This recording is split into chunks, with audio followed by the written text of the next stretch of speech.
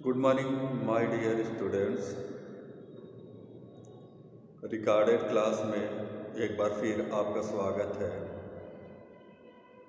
आज के वीडियो में आप लोग पाठ 24 अनुच्छेद लेखन नामक पाठ का अध्ययन करेंगे।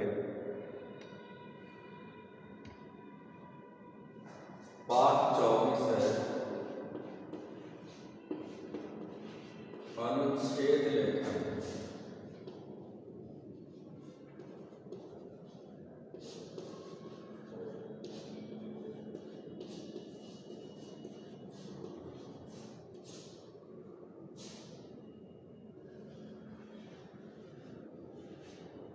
तो अनुच्छेद लेखन क्या होता है, इस चीज पर गौर करिए कि अनुच्छेद लेखन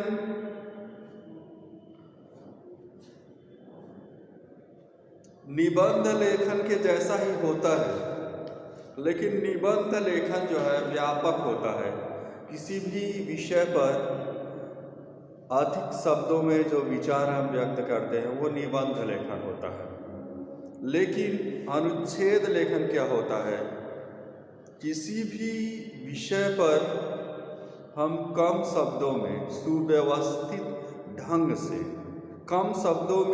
सुव्यवस्थित ढंग से अपने विचार को प्रस्तुत करते हैं, तो वह अनुच्छेद लेखन कहलाता है।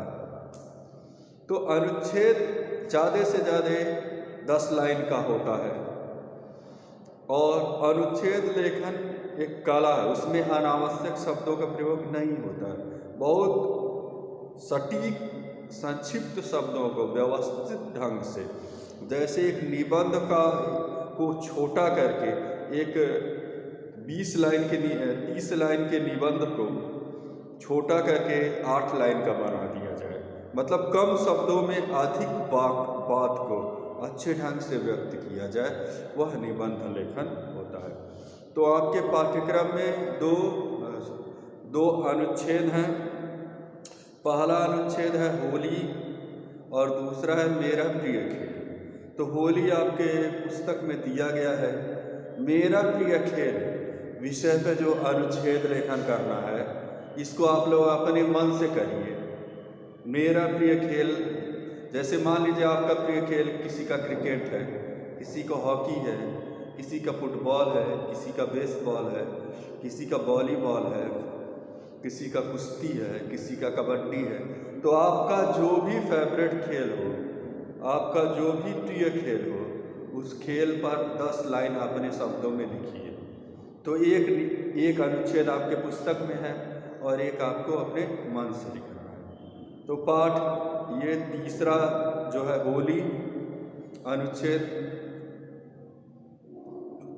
तो इस पर क्या करेंगे, सबसे पहले आपका जो प्रिय खेल होगा उसके ऊपर आप कुछ जानकारी जुटाएंगे। उसके बाद लगभग 50 से 60 शब्दों में 8-10 पंक्तियों में अनुच्छेद लिखेंगे। छोटे छोटे वाक्यों का प्रयोग करके आप अपने विचार को व्यक्त करेंगे। इसमें ना प्रारंभ भूमिका होती है, ना उपसंहार होता है। 8-10 लाइन में आप अपने विचार को सुव्यवस्थित ढंग से प्रस्तुत करेंगे। तो पाठ्यक्रम में होली दिया गया है, इसको देखिए कैसे लिखा गया है। होली का त्यौहार फागुन की पूनम को मनाया जाता है। होली का त्यौहार फागुन महीने की पूनम को मनाया जाता है।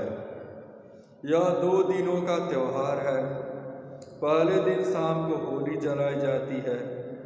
स्त्रियां नई फसल के अन्न से होली का पूजा करती हैं। दूसरे दिन को धुलेड़ी कहते हैं। धुलेड़ी जिसको अपने यहाँ सामान्य भाषा में क्या कहते हैं, राख वाला होली, ऐसे बोलते हैं, राख वाला होली। तो इस दिन लोग रंग खेलते हैं, पिचकारियों में रंग भरकर एक दूसरे पर डालते हैं। लोग एक दूसरे पर अबीर गुलाल भी डालते हैं। होली खेलने के बाद लोग तरह तरह के पकवान खाते हैं। एक दूसरे के घर जाकर गले मिलते हैं, तरह तरह के पकवानों से एक दूसरे का स्वागत करते हैं। सचमुच होली रंगों का त्यौहार है। तो इस प्रकार से आप लोग देखेंगे कि होली जो है एक बहुत ही प्रिय त्यौहार है। इसको पूरे विश्व में मनाते हैं लोग धूमधाम से।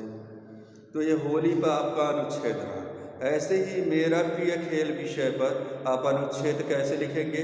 मान लीजिए मेरा प्रिय खेल क्रिकेट है, तो मेरे प्रिय खेल का नाम क्रिकेट है।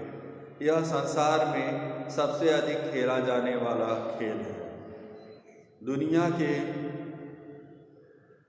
दुनिया में इसके करोड़ों अरबों प्रशंसक हैं। मुझे क्रिकेट इसलिए अच्छा लगता है क्योंकि ये इसके खेलने का जो तरीका है वो मुझे पसंद है। इस खेल में 11 खिलाड़ियों की एक टीम होती है, 11 या 12 जो आप जानते हो, 11 खिलाड़ियों की एक टीम होती है। इसमें एक एम्पायर होता है जो खेल का निर्णय करता है। इस खेल का सर्वप्रथम इस खेल का प्रारंभ इंग्लैंड में हुआ था। भारत में भी ऐसा माना जाता है कि पहले भगवान कृष्ण नदी के किनारे एक गोल गेंद को लकड़ी से मारकर खेलते थे। तो इस प्रकार से आप लोग अपने मन से बना लीजिए। मान लीजिए आपका प्रिय खेल कबड्डी है तो कबड्डी पर बना लीजिएगा। आपका प्रिय खेल हॉकी है तो हॉकी पर बना लीजिएगा, कोई भी। अब इसके बाद हम लोग जब आगे बढ़ेंगे तो इसके बाद अपठित गद्यांश नामक पाठ है।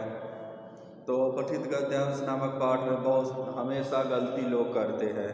सबसे बड़ी मिस्टेक क्या करते हैं, बार बार उनको मैं समझाता हूँ कि अपठित गद्यांश का छोटा सा शीर्षक होता है, ना कि एक लाइन का। तो लोग एक लाइन का शीर्षक लिखते हैं, इसीलिए आंसर गलत हो जाता है। शीर्षक मतलब उसका हेडलाइन जो है छोटा होता है, ना कि एक लाइन का। तो अब आगे से आप लोग जब भी अपठित गद्यांश पढ़िएगा तो अपठित गद्यांश का जो शीर्षक होता है बहुत ही छोटा होता है। सारे प्रश्नों का उत्तर जो है एक ही गद्यांश में दिया रहता है। इसलिए आप लोग आगे जब भी अपठित गद्यांश को करेंगे तो उसमें गद्यांश को सही से पढ़ेंगे और उसके शीर्षक को खोज करके उत्तर को पूरा करेंगे। प्यारे छात्रों, आप लोगों से मैं आशा रखता हूँ कि आप लोग सही से पढ़ लिख रहे होंगे और अपने कार्य को पूरा कर रहे होंगे।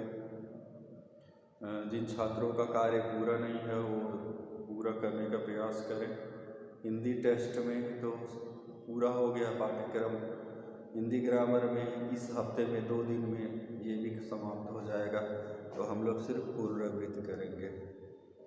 धन्यवाद, थैंक यू।